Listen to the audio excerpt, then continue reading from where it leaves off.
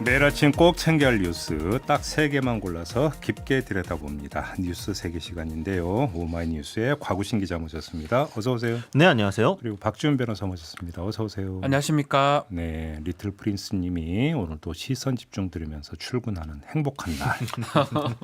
네. 뉴스 3개 오늘은 시원한 소식 없나요?라고 질문도 주셨는데요. 있습니까? 시원하진 않은데 시원하진 않아요. 네. 그럼, 답답한. 그럼 뉴스가 답다 보면 멘트라도 좀 시원하게 해주십시오. 시원하게 하겠습니다. 네, 이제 주문 들어갔습니다. 네, 자, 첫 소식 전해주시죠. 네, 윤석열 검찰총장이 차기 대통령 선거 후보 지지도에서 1위를 차지한 여론조사 결과가 나왔습니다. 이 보수 야권의 차기 대선 주자로 꼽히는 윤석열 총장이 이 범여권 통합으로 여론조사에서 1위를 차지한 건 이번이 처음인데요. 이를 두고 추미애 법무부 장관은 1위 후보 등극하고 이런 국민적 의혹이 제기된다면 그냥 사퇴하고 정치를 해야 되지 않나라며 상당히 심각하다라고 직격탄을 날렸습니다. 네. 반면 이제 윤희석 국민의힘 대변인은 구두 논평을 통해서 검찰총장을 정치회장으로 끌어낸 장본인은 문재인 정권과 추미애 장관이라면서 국민이 마음으로 응원하고 있는 것이라고 추켜 세웠고요. 네. 오히려 추미애 장관을 향해서 사퇴하고 다시 정치를 하는 것이 어떤가라고 꼬집었습니다. 네. 주호영 국민의힘 원내대표 역시 현재 정치를 하지 않고 있는 윤 총장의 대선 후보 지지율이 올라갔다는 건 이 정부의 폭정과 추미애 법무부 장관의 행태에 대한 국민의 반발이라고 평가를 했는데요. 하지만 여론조사는 변하는 것이니까 큰 의미를 두고 싶지는 않다라고 거리도 뒀습니다. 이 보수 야권의 주요 대선 주자 대부분이 당 밖에 있는 상황에서 국민의힘의 속내는 좀 마냥 좋아할 수도 마냥 슬퍼할 수도 없는 복잡한 상황입니다. 그 주호영 원내대표 같은 경우는 저희와 인터뷰에서 윤석열 총장이 정치하는 거에 대해서 난 반대다. 라고 아니면 그 물론 표현은 이건 아니었습니다만 대놓고 아주 명시적으로 이제 그 표명을 한 바가 있었고요. 김종인 비대위원장도 비슷한 마찬가지입니다. 입장을 좀 내놓은 바가 있지 않습니까? 마찬가지. 그렇죠. 일단은 뭐 여론조사 방식 이런 거는 뭐 좀 차차 좀 봐야 될 것 같아요. 그 네. 방식이 어떤지 뭐 여기서 얘기할 건 아닌 것 같고요. 어쨌든 지금 1위를 했는데 현직 검찰총장이 1위를 했는데 그 1위가 이 당이요, 저 당입니다. 상대당. 참 이게 놀라운 일이죠. 아, 그러니까 현 정부에 몸담고 있는데 네.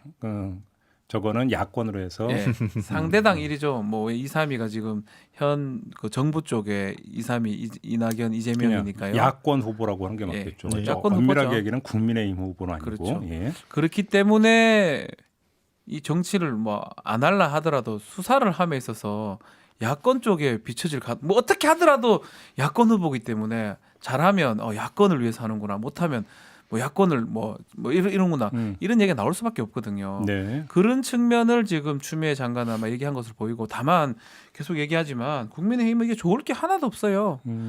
윤석열 총장이 뭐 할지 안 할지도 모르는 상태에서 계속 지지율 올라가면 그 조사도 보면 그 조사 구체적으로 얘기를 제가 하지 않겠지만 다른 후보들은 지금 사라져 버렸어요. 야권에 아예. 그러면 본인 당에서 아니면 그 국민의힘에서 유력할 주자가 계속 안 나오는 상황이 되는 거거든요. 그러니까 이게 좋을 게 하나도 없는 상황이 아닌가. 그러니까 이제 생각이 들어요. 국민의힘 입장에서는 계속해서 선두였던 1위, 2위가 그 이제 여권 인사였던 거에 비하면은 그래도 보수 야권 쪽에서 희망을 보일 수 있는 대체 주자가 나온다는 거에 대해서 좀 긍정적으로 평가할 수 있을 것 같습니다. 또 이제 지금 국민의힘 소속 의원들 중에서도 좀 속내가 엇갈리는 상황이 있기 때문에, 다만 이제 당 지도부에서 이렇게 좀 윤석열 총장과 거리를 두고 있는 거는 윤석열 총장이 들어왔을 때 뭐 부작용이나 이런 것도 있겠지만 좀 바꿔서 생각을 해보면, 만약에 지금 주호영 원내대표나 김종인 위원장이 윤석열 총장 잘하고 있다, 역시 뭐 보수 야권을 대표해서 뭐 정부와 맞서 싸우고 있다, 이런 식으로 우리 대권 주자다라고 이야기를 하는 순간 이 어떤 그 프레임이 생기는 거잖아요. 그러면은 여권이나 지금 진보 쪽 입장에서 오히려 윤석열 총장을 공격해지기 훨씬 쉬워지고, 윤석열 총장도 정치 검찰이라는 이거 어떤 그 소위 요즘 말로 빼도 박도 못하는 빼박캔트가 돼버리는 거거든요. 그렇게 되면은 오히려 더 이 상처가 되고 후보로서의 지위가 잃어버릴 수 있기 때문에 일부러 약간 보호하려는 뉘앙스로 거리를 두는 거 아니냐, 이런 해석도 일부 있습니다. 그러니까 중요한 것은 윤석열 총장의 그 마음 아닙니까? 가장 핵심적인 문제는 이 정도 되면 마음이 없다가도 생길 것 같아요. 이게 없는 사람한테도 계속 생기고. 물론 뭐 내 마음 나도 몰라라고 네. 하는 게 있긴 하죠. 저는 지금 뭐 주호영 원내대표나 국민의힘에서 뭐 추미애 장관 탓이다 이런 말을 하고 있지만, 저는 오히려 언론이 좀 문제가 아니었나 생각됩니다. 항상 추, 윤 갈등 사실 갈등이라는 표현은 저는 안 맞다고 생각이 드는데 네. 그렇게 얘기하면서 계속 부각이 됐기 때문에 우리 국민들 중에 이렇게 검찰총장을 기억할 수 있는 그런 검찰총장이 있었나 싶을 정도거든요. 누가 기억납니까? 저는 저도 기억이 안 나는데요. 그 정도로 유명해진 게 결국은 추미애 장관 탓이 아니라 저는 언론에서 많이 부각했던 또 한편으로는 야당에서 좀 문재인 정부를 공격하는 수단으로 윤석열 총장을 이용한 게 아닌가 이런 부분을 우리가 지금 봐야 되지 그걸 안 보고 자꾸 다른 얘기를 할 필요는 없다고 생각이 좀 들어요. 근데 물론 윤석열 총장 본인의 입장이 뭐 어떤지 정확히는 알 수는 없습니다만 제 생각에는 지금 이렇게 대선 지지율이 뭐 1위도 나오고 뭐 일단 보수 야권에서 계속 1위로 나오고 있었으니까요. 이거에 대해서 관망하면서도 그러니까 이렇게 막 적극적으로 이야기를 하지 않는 거는 나름 즐기고 있는 거 아닌가. 네, 이런 생각도 좀 해볼 수 있을 것 같아요. 그러니까 그렇죠. 뭐 이렇게 처음에 막 세계일보나 다른 여론조사 나왔을 때는 빼달라 뭐 이런 얘기 나왔지만 그 이후로는 사실 명백한 그런 액션 없이 오히려 이 지지율을 나오는 걸 가지고 너 자꾸 여권에서 날 두들기게 되면 나만 키워주는 거야. 나 어떻게 할지 몰라. 라는 식의 메시지를 줄 수 있는 어떻게 보면 정치적 자산을 만들고 있는 것이 아닌가 이런 생각도 좀 들기는 합니다. 네, 20님이 그 의견 주셨는데 지금 미리 떠봤자 다 소용없는 일. 내년 여름이나 돼야 눈에 보일 듯이라고 이렇게 야. 문자를 보내주시는데 제가 볼 때는 이게 정답이네. 문제는 하죠. 사실은 타임대별로 봐야 되는 부분이 좀 있긴 해요. 네. 지금 여기서 딱 끊어갖고 지금 여기서 봐봤자 그것이 이제 어떤 의미가 있는가라고 하는 어떤 문제 제기는 충분히 좀 될 수 있는 거. 1년 전에 이렇게 높았던 사람 중에 된 경우가 잘 없어요. 제 기억에도 그래요. 알겠습니다. 네. 자, 두 번째 뉴스로 넘어가죠. 네, 김현미 국토교통부 장관의 일산 5억집 발언이 구설에 올랐습니다. 김현미 장관은 국회 예산결산특별위원회 자리에서 김영동 국민의힘 의원으로부터 이 디딤돌 대출의 조건에 대한 질문을 받았습니다. 잘 아시는 것처럼 이 대출 상품은 한국주택금융공사에서 제공하는 일종의 정부 보증 상품이죠.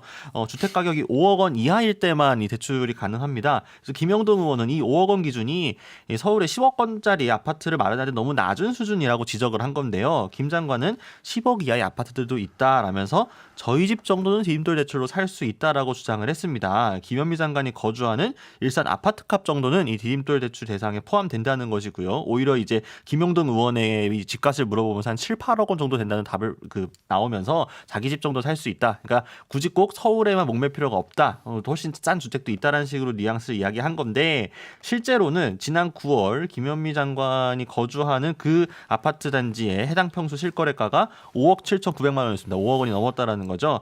여기에 해당 아파트 주민들까지 규탄 발언을 쏟아내고 있는 상황입니다. 다만 국토부는 아직까지는 전혀 사과할 계획이 없다라고 이야기했습니다. 일단 주민들이 화가 많이 나 있는 것 같더라고요. 왜 우리 그쵸? 집 낮게 네. 판단하느냐. 네. 조정구역 약간 설정해놓고. 이제 수도권에서 가장 저렴한 아파트인 것처럼 뭐 이렇게 이미지가 들 수 있다. 그러니까 아무래도 본인들의 자산 가치가 떨어질 수 있는 문제이기 때문에 좀 민감하게 반응한 부분이 있을 것 같고요. 이게 뭐 준비된 답변 같지는 않고 저는 이 얘기를 좀 꼭 드리고 싶은 게 저도 자가입니다. 어유, 네. 얼마인지 몰라요. 성공하셨군요. 아니, 네. 성공이라기보다는 운이 좋았을 수도 있고 근데 네. 얼마인지를 잘 모릅니다. 뭐 그걸 관심을 갖고 있는 사람도 있겠지만 대부분 사람들이 초연하시구나. 아니요 갑자기 팔거나 사거나 하지 않으면 그 가격에 대해서 그렇게 계속적으로 인지하기는 좀 어렵거든요. 네. 뭐 김현미 장관이 답변을 하는 과정에서 아마 예를 좀 들면서 본인의 이제 자택을 얘기를 한 것 같거든요. 아니 근데 제가 볼 때 그럼에도 불구하고 이건 부적절한 발언이죠. 아니 5억이야 집 많아요. 지방 네. 가면 수두룩 뻑뻑해요. 근데 문제는 집이라고 하는 것을 가격 찾아서 그러니까 찾아다니는 게 아니잖아요. 그렇죠. 거기에는 어떤 출퇴근 문제도 있고 자녀 통학 문제도 있기 때문에 대한민국의 삶이라고 하는 게 어느 한 지역에 속박되는 경우가 거의 대부분이고 그러다 보니까 이제 집값 안정을 이야기를 하는 건데 아유 싼 집 많죠. 그냥 거기 찾아가면 됩니다라는 취지의 발언이라고 한다면 지금 뭐 그 대한민국 국민들의 삶이 어떤지 다 아는 사람들 입장에서는 염장 지르는 발언으로 해석될 여지는 얼마든지 있는 거죠. 그 그렇죠. 얘기는. 예. 예. 그러니까 디딤돌 대출 자체가 이제 일정 소득이 이상으로 되면 받을 수 없는 소득의 일정 정도 이하의 좀 이제 중산층이나 서민 정도 되는 분들이 받을 수 있도록 하는 보증 상품이고 또 이분들이 좀 그 주택을 그래도 안정적으로 거주할 수 있도록 하는 매매 담보 대출 상품인데 그러니까 지금 돈 없는 사람들을 강남에 살기 위해 하는 제품 이 상품은 아닌 거잖아요. 10억이라는 기준이 지금 서울 강남권만 이야기하는 게 아니라 서울 전체적인 집값이 워낙 많이 뛰어가지고 기존의 정부 보증 상품으로는 혜택을 받을 수 있는 사람이 너무 적다. 좀 이게 한도를 늘려줘야 되는 거 아니냐라는 취지의 정책질이었던 건데 여기에 대해서 뭐 좀 메시지가 어떤 메시지를 원했던 건지 어떤 방향은 알겠습니다만 발언 자체는 사실 굉장히 부적절하죠. 뭐 이게 예. 부동산 논란이 계속되고 있는데 정부 정책이 옳으냐 그르냐 그 효과가 있느냐 없느냐라고 하는 이 본 궤도에서 이탈을 해가지고 특정한 어떤 발언이 다시 부동산 감정선에 불을 질러버리고 그런 부분은 분명히 있는 겁니다. 그것이 오히려 그러니까 정부에게 부메랑이 되는 경우가 반복이 되고 있다는 게 사실은 더 큰 문제거든요. 그렇죠. 이 얘기는 무슨 이야기냐면 이제 과거 이제 그런 얘기 많이 했잖아요. 공감 능력이라고 하는 그러니까 표현을 좀 많이 썼었는데 사실 부동산을 둘러싼 국민 감정이 지금 어떻게 가고 있는 거에서 좀 정확히 읽고 거기에 대해서 위문은 못하더라도 불을 지르면 안 되는 거죠. 이건 사실은 그러니까 그 소양의 문제이기 전에 의무 아닌가요? 네. 그렇죠. 네. 이 어쨌든 지금 이 부동산 문제 주무 장관으로서 어쨌든 지금 민심을 최대한 달래고 정책 방향이 맞다는 확신이 있더라도 설득해가는 과정이 오히려 필요한데 네. 이렇게 되면은 맞는 정책을 써도 과연 국민들이 받아들일 수 있을지 의문이긴 합니다. 가장 뭐 부동산 부분에 대해서 본인이 이제 책임자라고 봐도 무방하잖아요. 예, 그런 측면에서는 사실 좀 아쉽은 발언이라고 봐야 되겠죠. 네, 서죽장의 작가님 같은 경우는 장관 정도면 언행에 각별해야지 폭탄이 돼서야 되겠습니까? 이런 이 지적을 부분은 뭐 맞는 말이에요. 지금 네. 뭐 난리가 났으니까요. 그러게요. 좀 유념해 주셨으면 좋겠다라는 말씀을 전하고 저 마지막 뉴스로 가죠. 네, 서울 서부지방법원이 암흑의 부장판사가 회식 도중에 쓰러져 갑작스레 세상을 떠났습니다. 지난 10일 오후 9시 40분께 서울 강남 소재 한 식당 화장실에서 의식을 잃고 쓰러진 채 발견됐는데요. 심폐소생술을 받으면서 긴급히 인근병원으로 후송되었으나 결국 세상을 뜨고 말았습니다. 별다른 타살 혐의점은 없는 상황이기 때문에 경찰은 정확한 사망 경위를 파악하기 위해 부검을 진행할 예정이라고 하는데요. 네. 이 사고가 좀 언론의 특기도 회자가 됐던 거는 이 부장판사가 윤미향 민주당 의원의 사건을 담당하고 있었기 때문입니다. 서울 서부지법은 이 법원장 회의와 법관 사무분담위원회 등을 열어서 후임 인선을 논의할 예정이고 그때까지 해당 재판부가 맡았던 재판들은 모두 이제 연기가 될 예정인데요. 근데 이제 뭐 중앙일보 등이 이 사고의 원인으로 정치인 스트레스를 지목해서 논란이 일고 있습니다. 이제 김경수 경남지사의 2심 재판을 맡은 함상훈 재판장의 대상포진 등을 함께 이야기를 하면서 정치인 관련 사건을 맡은 판사들의 스트레스가 지나치게 심하다. 그래서 이 정치권 판사들에 대한 이 실명 비판 등이 나올 때 김명수 대법원장이 적극적으로 대응하고 방어해야 한다는 식으로 이 기사가 매주 지어졌는데요. 이를 두고 좀 과도한 해석이 아니냐 이런 비판 여론도 상당한 상황입니다. 그 언론이 검사해봤대요. 스트레스 얼마나 심한지. 저는 잘 모르겠습니다. 제목도 사실은 참 처음에 이제 이 제목들을 봤습니다. 연합하고 뭐 중앙일보 나왔던 제목이 윤미향 담당 부장판사 사망 이렇게 돼 있더라고요. 뭔가 딱 봤을 때는 뭔가 테러 당했나? 이런 느낌이 들 정도의 제목이었거든요. 예. 이 부장판사 제가 잘 모르긴 해도 윤미향 사건은 100개, 수백 개 자기 사건 중에 하나일 거예요. 그리고 많은 사건들을 담당하고 있지 윤미향이나 뭐 정치인 사건을 하기 때문에 스트레스 받는다는 말은 조금 논리적으로 맞지 않고. 아니요. 근데 그러면 예를 들어서 윤미향 사건을 배당을 받고 난 다음에 네. 예를 들어서 윤미향 지지자들이 때로 몰려가 가지고 시위를 하거나 내지 정반대로 윤미향 반대자들이 때로 몰려가서 시위를 하거나 네.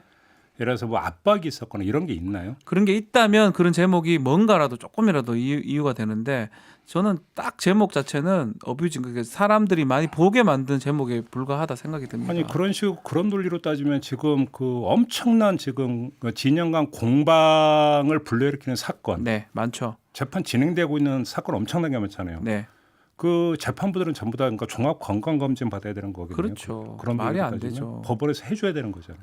그 뭐 대상포진도 그냥 본인이 아파서 그건 걸리는 거예요. 그리고 판사들은 다 힘들어요. 뭐 일이 많습니다. 네. 판사를 많이 뽑든가 뭐 이런 걸 얘기가 돼야 되지. 정치인 사건이 많기 때문에 뭐 스트레스 받아서 아프고 죽고 이런 게 그게 말이 됩니까? 그러니까 이 사실 예를 들면은 그러니까 방금 변호사께서 얘기해 주신 것처럼 판사들이 너무 대한민국에 적고 이 개개인 판사들한테 너무 많은 그 업무들이 할당되고 있기 때문에 이 업무 과정을 줄여주기 위해서라도 좀 대책이 필요하다. 이런 전반적인 업무 참 그렇게 스트레스 나갔어야죠. 감도 이런 것들을 이야기하면 뭐 그 부분에 대해서는 뭐 말하실지 모르겠습니다만 특정하게 무슨 이제 SNS 썸네일도 이렇게 윤미향 의원으로 딱 박아가지고 이렇게 보도를 하게 되면은 마치 원인 제공자가 윤미향 의원인 것처럼 되잖아요. 그런 오해가 네. 되잖아요. 아니 이제 윤미향 의원 사건을 비판할 거면 윤미향 의원 사안을 두고 비판을 하면 되지. 굳이 이런 식으로 엮어가지고 뉘앙스만 풍기는 건 정확한 팩트가 있는 것도 아니고 이거는 다분히 이제 클릭을 유도하는 편향적인 장사질인 거고요. 거고. 네, 또 편향적이고. 아니 이분이 그 돌아가신 분께서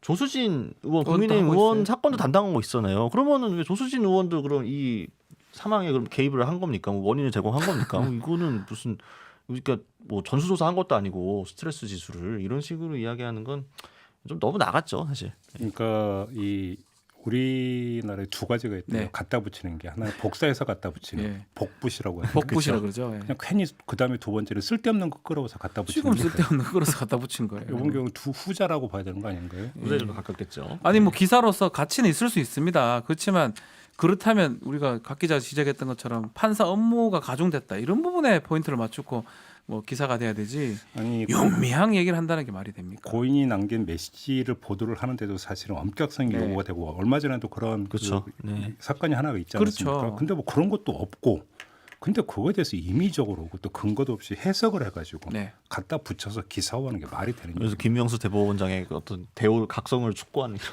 마무리도 참 이상했습니다. 아, 그 기사.